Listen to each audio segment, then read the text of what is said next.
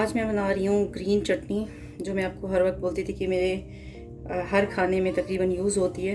तो उसके लिए मैंने एक जो धनिया का पंच था पूरा, उसको अच्छे से धो के डंडियों समेत वो मैंने इसमें डाल देना है। ठीक है, साथ ही पुदीना फ्रेश आपको मिल जाए बहुत ज़बरदस्त सा तो और ही मज़े की बात है, वरना 1-2 दिन पुराना भी आपके काम आ सकता है, हफ्ता पुराना भी। वो भी मैं आपको बताऊंगी किस तरीके से सेव करना है आपने उसको। और इसमें 2 ग्रीन चिली जाएंगी।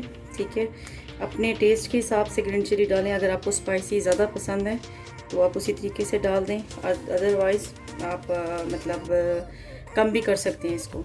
उसके अलावा मेरे पास ये लहसुन के जवे हैं, ये 3 से 4 मैं इसमें ख़ुद अपनी तरफ से 5-6 डाल देती हूँ। आप चाहें तो 2 या 3 डाल सकते हैं, इससे ज़्यादा नहीं डालें तो बेहतर है। और साथ ही मैं इसमें रेड चिली थोड़ा सा ऐड करूँगी और इसमें जो है लेमन जूस भी जाएगा।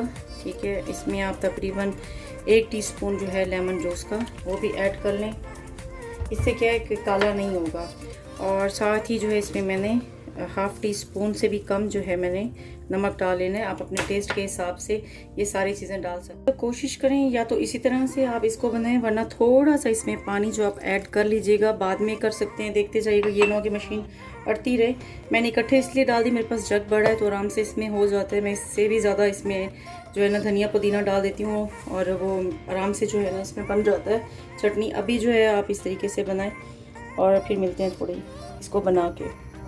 चटनी बन के बिल्कुल रेडी हो चुकी है। ये देखें, थोड़ा सा पानी मैंने इसमें जो ऐड किया था वो हमारे बहुत काम आने वाला बाद में। और मैंने यहाँ पे ना मेरे पास भुना हुआ जो ज़ीरा है ना, मैंने उसको थोड़ा सा कूट लिया है। ठीक है, ये मैं इसमें खुद से इसमें ऐड नहीं किया, तो अब मैं इस पॉइंट पे इसमें डाल सकती हूँ और थोड़ा सा इसमें।